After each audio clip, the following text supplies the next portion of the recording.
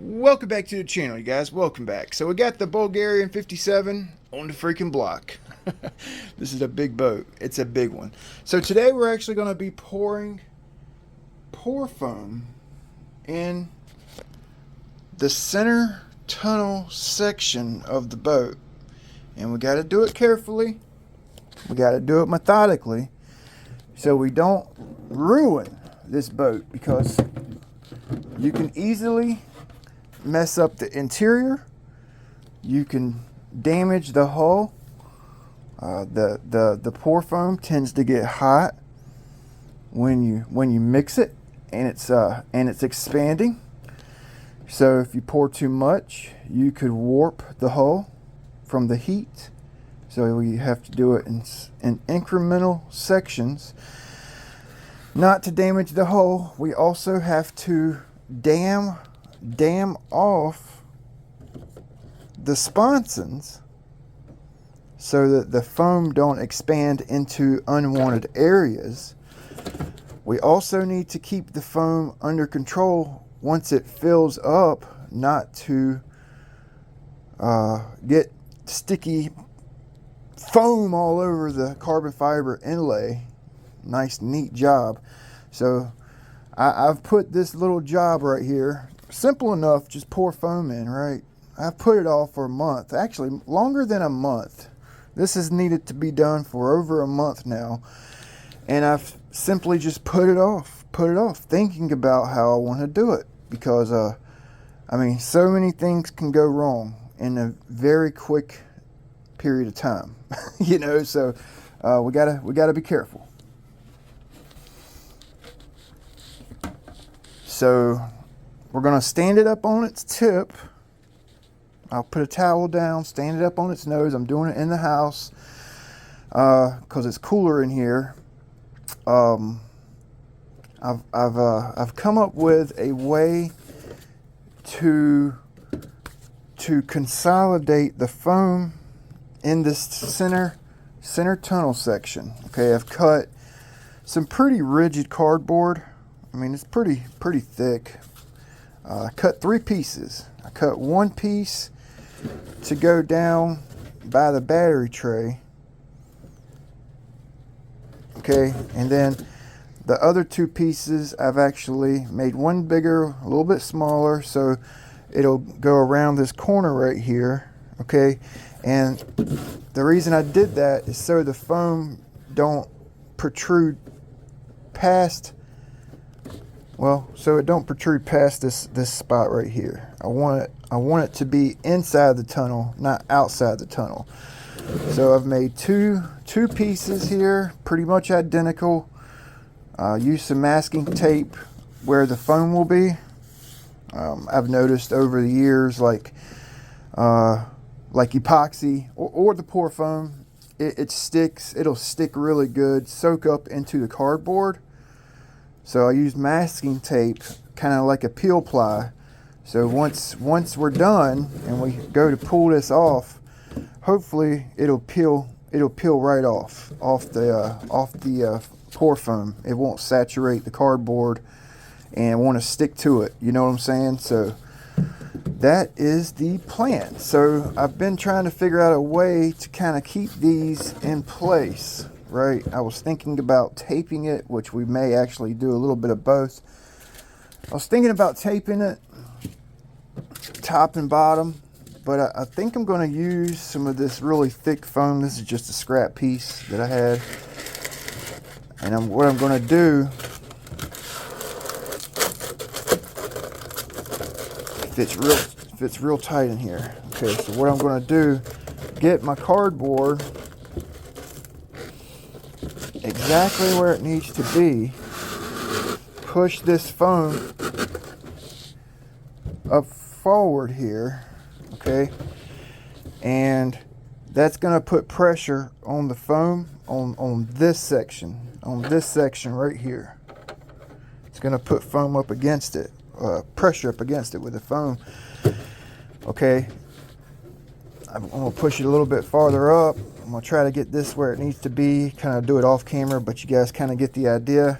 I put one here, and I'm going to put one basically here, I got to cut another piece. This piece is for the other side up forward. We're going to cut another piece so that it fits tight right here, pushes up against this cardboard. You see that? Gap, no gap, so that so that the foam don't push it out, because a lot of times the foam travels up. It don't really expand out. It travels up if you use the right foam. This is a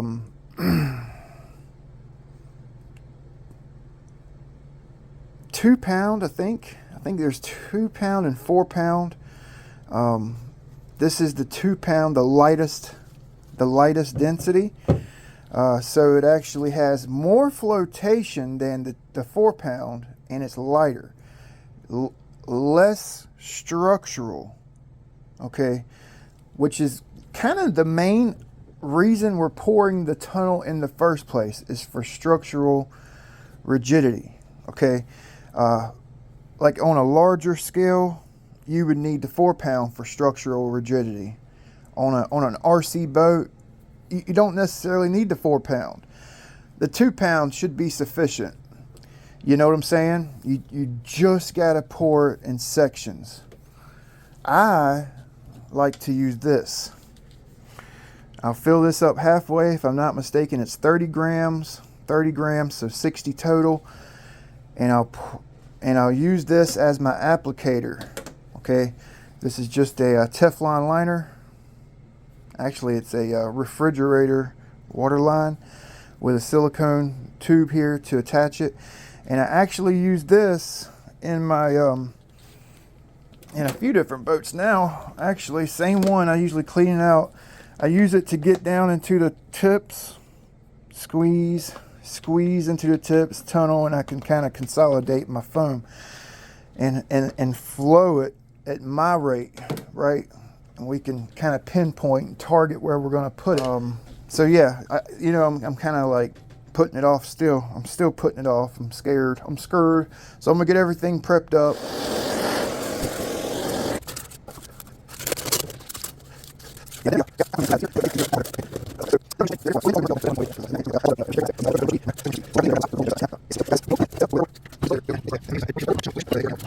Got everything set up.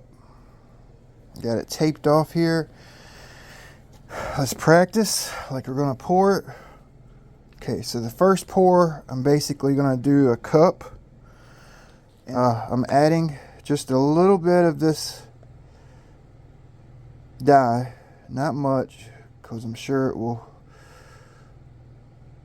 A little bit goes a long way with this stuff right here. Okay, so I just put a little bit in there.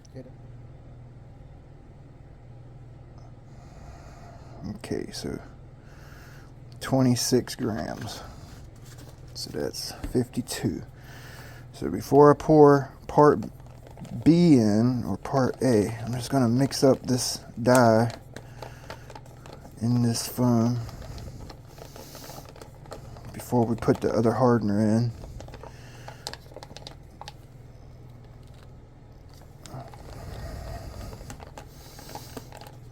Okay, so we're going to 52 and mixing immediately. Oh, we went to 55. Shit fire.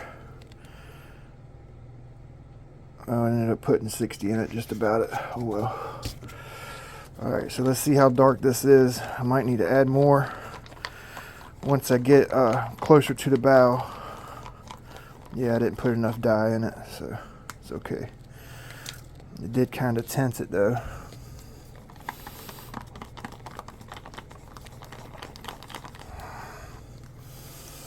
Alright, so I'm going to get this. We'll try to pour it perfect so it hits the tip.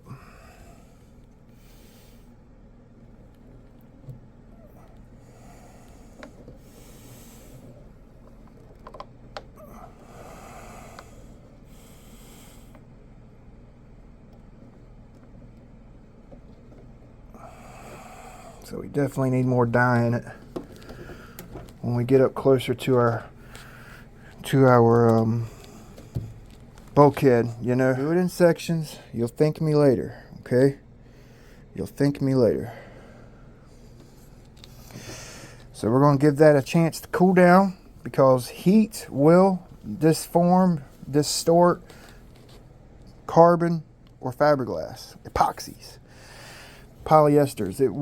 It'll distort it, and you'll get wrinkles, you know, from the heat. Like, I could feel the heat from this just this little bit. So having the fan on hand actually cooled that down rather quick, right? No warping here, just as pretty as you ever want to see it.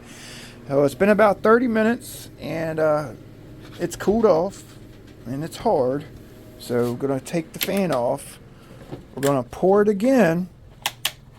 As soon as it kind of kicks off, we'll put the fan back on it immediately. You know what I'm saying? Just to keep it cool, right? So yeah, let's do it.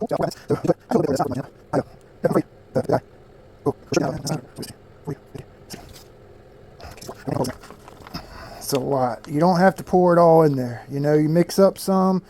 Go with your gut. You know, go with your gut feeling. If you feel like you got too much mixed up, don't pour it all in. Just go with your gut. You know, just go with your gut.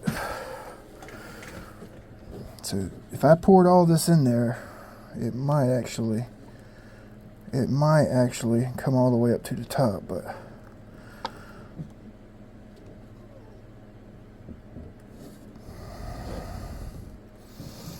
all right, I didn't pour it all in. I'm scared too. So let's get it all over. Just kind of go back and forth with the hole here. Keep this fan on it. I'm going to try to angle the fan so that it's on the outside and hitting the inside, you know. So I'm just going to hold this fan on here like this till it expands, right? And then I'll put it up on the bench and let it cool down, as you guys seen earlier. Feeling for heat the whole time, you know, keeping it cool. It's the main thing with this epoxy. Just keep it cool, man. Just keep it cool. Yeah, look how fast that expanded. Look how much I didn't use, you know. I was scared to pour it all in here at one time, right? It's not that hot. So we were about right here. So if I would have poured it all in there, probably would have come exactly where we needed it, but I got cold feet, you know. Yeah, look how much I wasted. I don't know. Yeah, it probably wouldn't have made it. It would have been close. So now you can actually see how the cup don't get blew out. It goes straight up into the cup. That's the difference between spray foam and pour foam. You see how it's coming straight up out the cup? You see that? See the color change with that black dye in it? You know, change the color a little bit. I may actually go a little bit heavier on the black dye on this last little pour right here, you know. Yeah, probably. So yeah, I don't feel any disformation. Let's set it up on the table. Let me get everything cleared off so I can. Okay, so it's been about 15-20 minutes. I can barely feel the slightest amount of warmth in the area we poured. No type of disformation. You can actually see right here we got some flecks, and then right here, totally freaking solid, man. That's what we're going for. Structural pour here, you know. We're close. We got maybe, I don't know, what is that, 6 inches or so left to go. So what I've done is I took my template that I made my forward bulkhead with. Okay, took my template and I cut it down so that I can get it in here. Okay, so my plan, if and when I pour this foam, if it wants to bubble out of this opening real bad, right, what I was planning on doing is using this on the flotation. I'll do that number there. I'm not trying to push it down. I'm going to push it onto the foam that's wanting to come out the hull. And it should stick to this. Hopefully, it's my thought anyway. And we'll scrape the foam off. If it's still wanting to blow out, we'll try to stick the foam back on there. We'll scrape it, kind of try to prevent it from blowing out of here, and try to make it flat so we can just mount this right on top of it. So I don't know how well that's going to work, but guess what? We're about to find out, right? We're about to find out. So I don't think I need 60. I think I'm going to mix up 50. I don't think I'm going to use it. Maybe I'll just mix up. Let's mix up 40. Let's do 20 and 20. I'm going to add a little pigment. Again, I don't want to go too freaking heavy with this. Just a little color.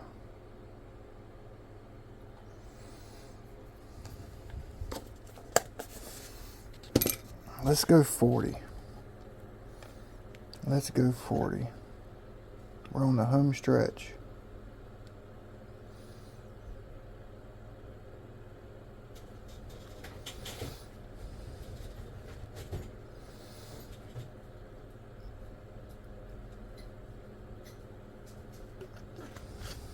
$20.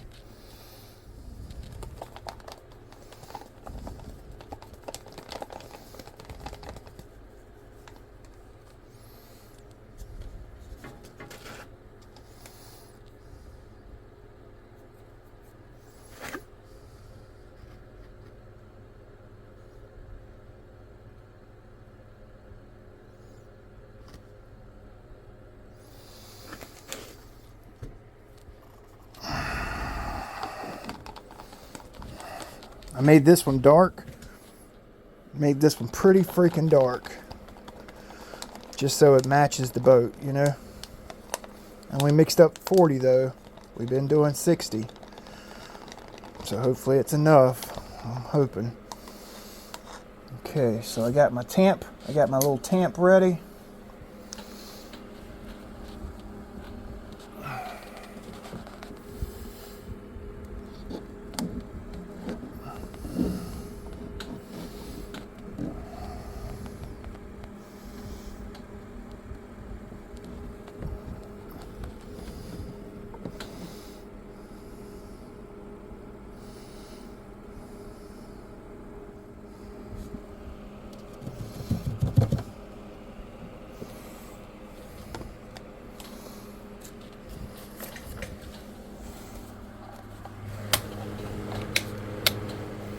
Alright, well, we didn't need to use it.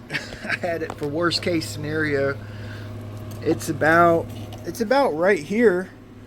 So I'm going to put the bulkhead about right there. So that should be good. That should be good. You know, I think that's good. I kind of want to pour some more, but I should have mixed up 50 like I originally said, but I was scared. I was going to make a freaking mess, you know. Oh, that's so good, man. No bulging, you know. No bulging. None. It's so solid. Look at this. Remember earlier? No play. No play. Alright. So it's been about 20 minutes. It's all cooled off here. So we're done with the fan. Let me show you guys where it ended up at. But before I do, I'm gonna show you what I was doing in between, or right after, I guess I should say, right after each pour. When I set the boat up here, I would actually press on the hull to kind of compress the foam while it's hardening. Don't do it after it's hardened, because there's no point. But while the foam is kicking off, once it's expanded, while it's hardening, while it's hot, make sure the boat is supported, you know, on the stand, and kind of push on it to compress the foam a little bit so it don't blow it out, right? Typically, like you seen in that cup, it travels up, you know. and then once it stops traveling up, it may actually want to travel outward. So that's why I'm kind of recommending pushing down on the area that you've poured. You know what I'm saying? So so it don't blow out while you have the fan on it. I think the fan is very important. So check it out.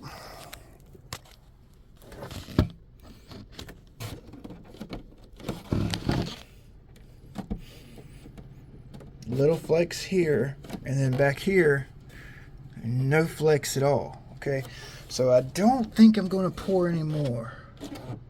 I kind of want to in a way, but I don't think I am. I think I'm gonna, I was planning on putting this kind of close to the lip, but I think I'm gonna go back a little ways to about like right there. Okay, and then so the bulkhead will be here, and then the foam ends about right here. So there'll be a little gap in between it, and then that bulkhead will strengthen up this lip right here. Okay, so now the fun part. Let's take all the support out. I'm actually going to have a hard time getting this foam out up here.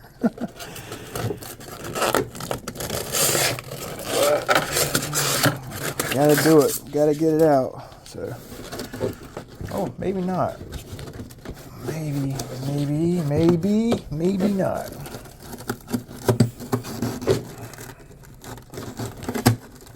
Oh,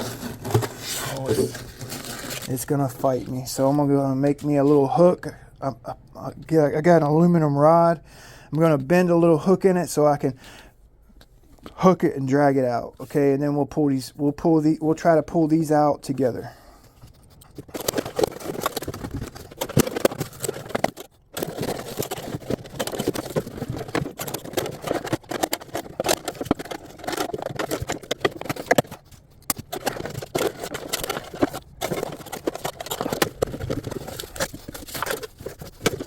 I have no idea how hard it's going to be to get these forms off of here.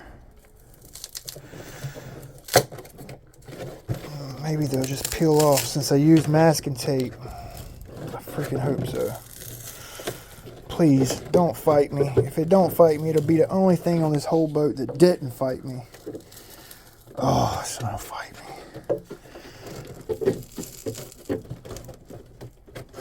It's gonna freaking fight me. If it don't feel like it's peeling the foam off, it feels like it's peeling off the tape, leaving a nice line. So I'm gonna get a yardstick and kind of stick in between the form and the foam, not to damage the foam. Try to peel it off. I'm not gonna video it. Well, it's about 3 hours later. Okay, and I got all the cardboard out. I got all the tape off, and I got everything blew out and cleaned up so I can show you guys what it looked like. Now, I'm not one to lie. I'm not gonna lie. Okay, this was probably one of the hardest flotation jobs I've ever done on any boat. So trying to, like, the prep up, the build up to this project was like a lot of prep, a lot of thought went into it.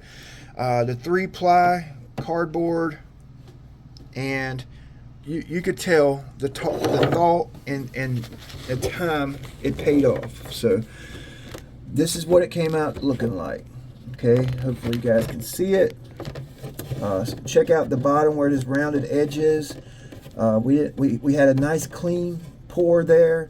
Up top, it seeped out a little bit up top up there, which I'll go over here in a minute. It really made my life really tough trying to get my my cardboard out because it seeped out up here. Down here it was great. Up here the pour foam seeped out, and it kind of like fused the cardboard, glued the cardboard into the hull. Okay, so I had a really tough time trying to get the damn cardboard peeled away from the foam.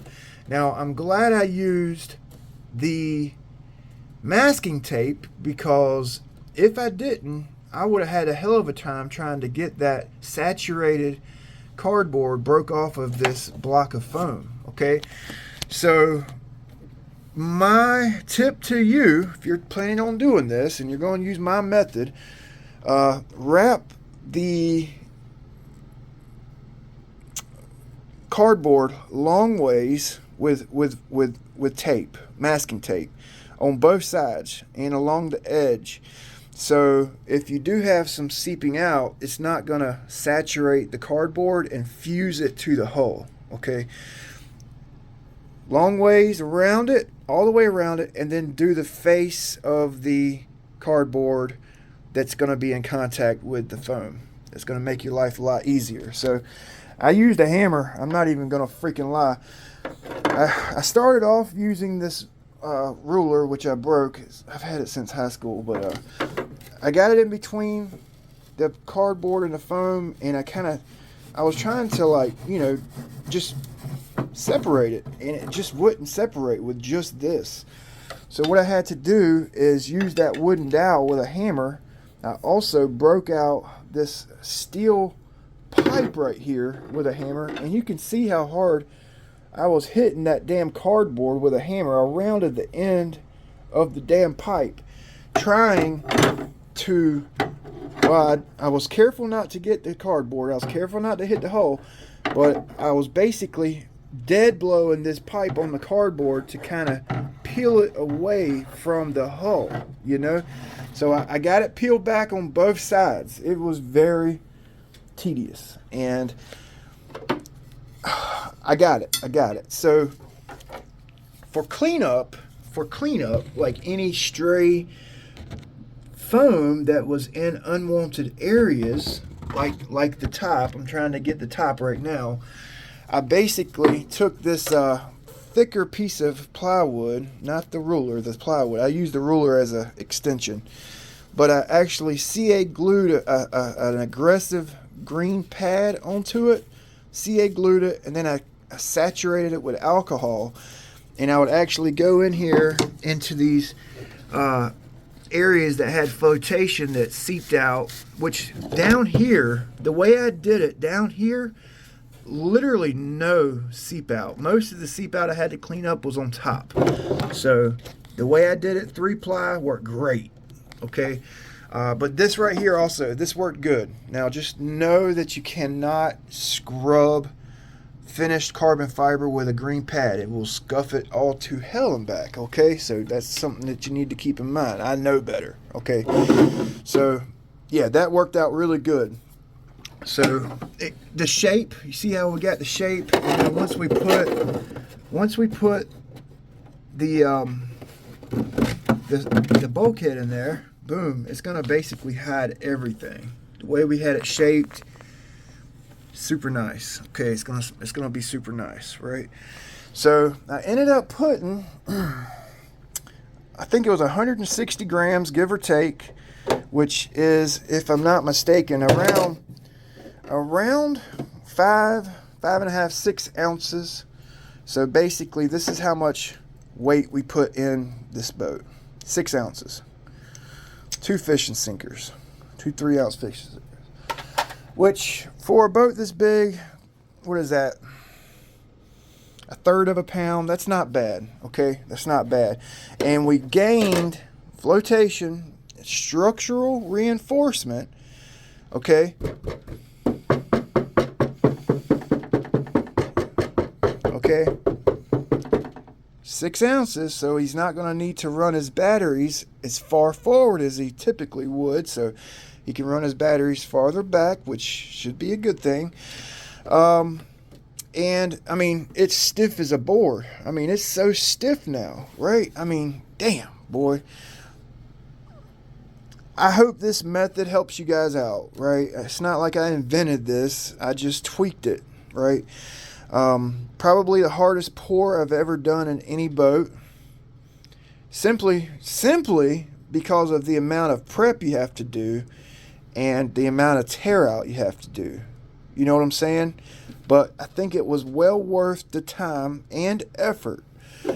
And I'm actually glad it took me a little over a month to get the courage to do this, because I really racked my brain about it, and I think I came up with an excellent way to do it, using the foam to wedge it in there, the 3 pieces. I don't know. I just think it was a good way, you know.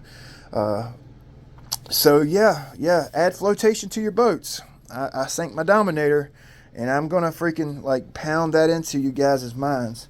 I wish somebody would have done it to me. This is what I had in my Dom when it sank. The whole bow was full of this pool noodle style foam flotation, which is good shit, you know, good stuff. Packed. It's crazy, right? So Mino, you probably gonna need to put more flotation in this boat. This is not all the flotation. This will not float this boat. No amount of flotation you could put in this center tunnel right here will float this 30-pound boat, you know. So it will need additional flotation for each run. All right. So yep, that was fun. That was fun. Well worth it though. Well freaking worth it. I know it looks rough back here, but over here, ooh, man, that's awesome. That's awesome. So if you guys like videos like this, if you learned something, hey, comment. Let me know what I did wrong. Let me know what I did right. Like the videos. Comment. Share. Subscribe. Shit, it's free. All we do is boats. We'll see you guys next time. Thanks for watching.